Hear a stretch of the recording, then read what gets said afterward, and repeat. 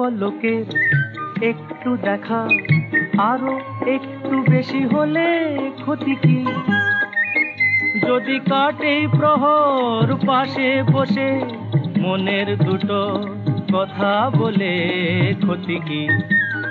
এক পলকের একটু দেখা আরো একটু বেশি হলে ক্ষতি কি? যদি কাটে প্রহর পাশে বসে মনের দুটো কথা বলে ক্ষতি কি? আহা হা ও হো হো আহা হা।